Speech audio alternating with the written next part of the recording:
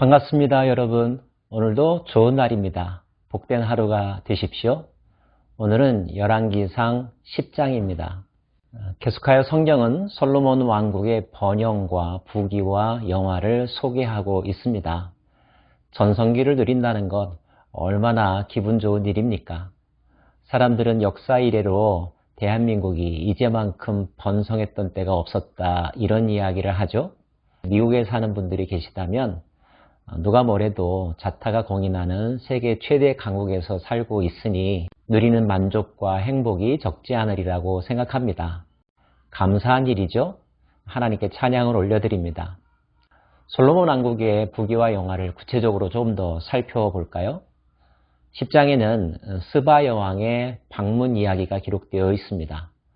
스바 또는 시바라고도 이야기하는 이 지역은 학자들은 지금의 에티오피아를 말하는 것이 아닌가 이렇게 추측합니다. 중요한 것은 그 나라의 여왕이 왜 솔로몬을 찾아왔느냐 하는 거죠. 스바의 여왕이 여호와의 이름으로 말미암은 솔로몬의 명성을 듣고 와서 어려운 문제로 그를 시험하고자 하여 예루살렘에 이르니 수행하는 자가 심히 많고 향품과 심히 많은 금과 보석을 낙타에 실었더라. 당시에는 지혜 문학이 널리 퍼져 있던 시대라고들 합니다.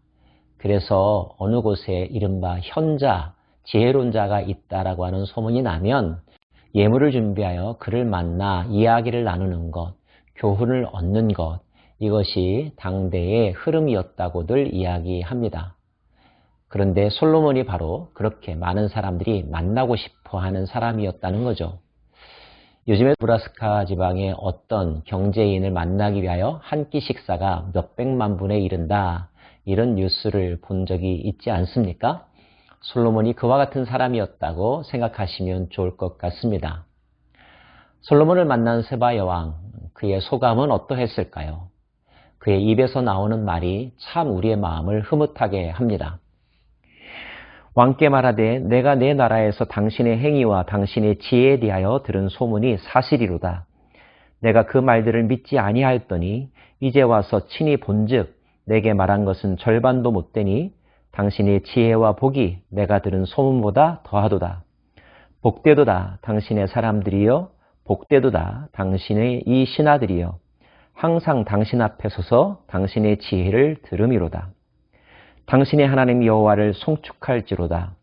여호와께서 당신을 기뻐하사 이스라엘 왕위에 올리셨고 여호와께서 영원히 이스라엘을 사랑하심으로 당신을 세워 왕으로 삼아 정의와 공의를 행하게 하셨다 하고, 이에 그가 금 120달란트와 심히 많은 향품과 보석을 왕께 드렸으니 스바의 여왕이 솔로몬 왕에게 드린 것처럼 많은 향품이 다시 오지 아니하였더라. 스바의 여왕은 솔로몬을 칭찬합니다. 그의 지혜로움, 탁월함, 과히 칭찬받을 만했겠죠. 그런데 솔로몬이 탁월하니 더불어서 칭찬받는 사람들, 부러움의 대상이 되는 사람들이 있습니다. 누굴까요? 그의 백성들, 그의 신하들이 복이 있다고 말합니다. 이것이 우리들이 소망하는 삶의 모습이 아닐까요? 나 때문에 나와 함께 있는 사람들이 복을 누리는 것, 복의 통로가 되는 삶을 살아가고 있음을 솔로몬은 보여줍니다. 더 중요한 것이 있습니다. 솔로몬을 통하여서 찬양받으실 하나님 여호와. 스바의 여왕은 솔로몬의 지혜가 솔로몬에게서 나온 것이 아니라 절대 타자로부터 온 것임을 깨닫게 되었는데, 그 솔로몬으로 인하여 그가 하나님을 찬양하고 있죠. 그렇습니다. 우리의 삶을 통하여 하나님이 찬양받으시고 영광받으시는 것, 이것이 우리가 이 땅을 살아가는 목적이요, 또 창조의 이유가 아닐까요? 오늘 저와 여러분 때문에 우리 주변에 있는 사람들에게 기분 좋은 일이 더 많아지기를 원합니다. 그리고 오늘 저와 여러분이 보여주는 삶의 모습 때문에 하나님의 이름이, 예수 그리스도의 이름이 더욱더 높아지기를 원합니다.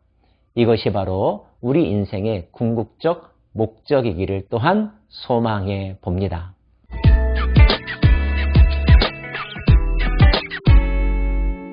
경제와 무역 상황에 대해서도 소개하고 있습니다. 우리는 어제 솔로몬이 에시온 게벨이라고 하는 항구를 확보했다는 말씀을 함께 나누었는데요. 그 항구를 통하여서 오빌이라고 하는 지역으로부터 많은 백단목과 도석들이 수입해 들어왔다는 기록이 있습니다. 이런 것들을 이용하여서 화려한 건축물들이 세워졌습니다. 재정 상황에 대해서도 솔로몬의 세입금의 무게가 금 666달란트요. 그 외에 또 상인들과 무역하는 객상과 아라비아의 모든 왕들과 나라의 고관들에게서도 가져온지라. 금 666달란트. 금 1달란트가 약 3.4kg이라고 하죠. 환산하면 그 당시에 국고 수입이 얼마나 막대했는가를 또한 알 수가 있습니다. 흑자 재정을 유지했다는 뜻일 겁니다. 이어서 금방패 이야기가 있습니다. 또 금으로 만든 왕자의 이야기도 있습니다. 그 왕자로 오르는 6계단에는 좌우에 금으로 사자상 12마리가 세워졌다는 기록도 있습니다. 솔로몬 시대 전후로 하여 이와 같은 장식물이 만들어진 적이 없었다고 할 정도입니다. 솔로몬이 사용하는 그릇은 모두 금으로 만들어졌다고 되어 있고요. 예루살렘의 솔로몬 궁뿐만 아니라 레바논에도 별장과 같은 궁이 또 있었는데 그 궁에도 모두 금으로 된 기구들이 사용되었다고 기록하고 있습니다. 군사력 또한 막강합니다. 솔로몬이 병거와 마병을 모음해 병거가 1400대요 마병이 12,000명이라 병거성에 두고 예루살렘 왕에게도 두었으며 힘은 평화를 지키는 수단이 되기도 하죠. 막강한 군사력을 갖추고 있어야 외적이 침입할 수가 없고 안정된 정치와 경제와 번영을 누릴 수가 있습니다. 내치를 이루어갈 수도 있고요. 솔로몬은 그러한 시대를 이루어냈습니다. 더욱더 의미 있는 것은 많은 사람들이 솔로몬을 찾아왔다는 것입니다. 솔로몬 왕의 재산과 지혜가 세상의 그 어느 왕보다 큰지라 온 세상 사람들이 다 하나님께서 솔로몬의 마음에 주신 지혜를 들으며 그의 얼굴을 보기 원하며 그들이 각기 예물을 가지고 왔으니 곧 은그릇과 금그릇과 의복과 갑옷과 향품과 말과 노새라 해마다 그리하였더라. 만나고 싶은 지도자, 방문해보고 싶은 나라, 배우고 싶은 정책과 벤치마킹할 것이 많은 나라가 되었다는 것, 얼마나 자랑스럽고 기분 좋은 일입니까? 왕이 예루살렘에서 은을 돌같이 흔하게 하고 백향목을 평지에 뽕나무같이 많게 하였더라. 이 한 구절이 솔로몬 시대의 그 나라의 재정 형편과 경제와 국력을 단적으로 표현해주는 기록이라고 말할 수 있을 것입니다.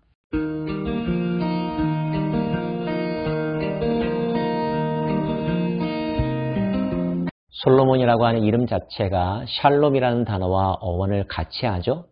평화의 시대, 태평의 시대가 이루어진 것입니다. 사람들은 즐거워했고 꿈을 꾸었고 도전하였고 그리고 즐거운 하루하루를 보내었습니다. 모든 국가 지도자들이 꿈이고 백성들이 원하는 바이겠죠. 이런 시대가 우리에게도 오기를 원하고 이 땅 가운데 가난과 기근과 전쟁의 소용돌이 가운데서 비참한 하루하루를 보내는 이들에게도 언젠가 이런 나라, 이런 순간이 오기를 바랍니다. 자, 그러기 위해서는 어떻게 해서 그런 시대가 성취되었는지에 대한 근본적인 원인을 성찰하는 것이 매우 중요하겠죠? 그 답은 무엇일까요? 네, 저와 여러분이 이미 알고 있는 것입니다. 단순하고도 명백한 이유가 있죠. 그들이 하나님 중심의 삶을 살았기 때문입니다. 여기서 하나님 중심이라고 하는 것은 단지 종교성이 강하다는 뜻이 아닙니다.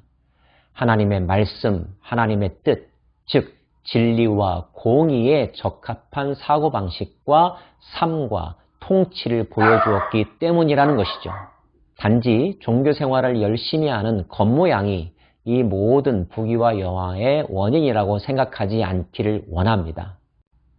하나님 보시기에 올바른 삶, 올바른 마음가짐, 하나님의 뜻을 순종하려고 하는 하루하루의 삶이 모아지다 보면 이와 같은 번영과 행복의 순간이 찾아오는 것이죠.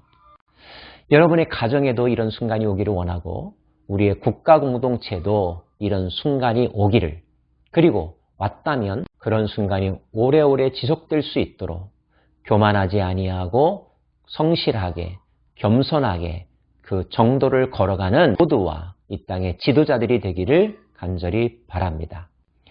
기도하겠습니다. 하나님의 말씀을 잘 섬기는 자가 어떠한 복을 누릴 수 있는지에 대하여 솔로몬의 나라를 통하여서 우리들에게 가르쳐 주셨습니다.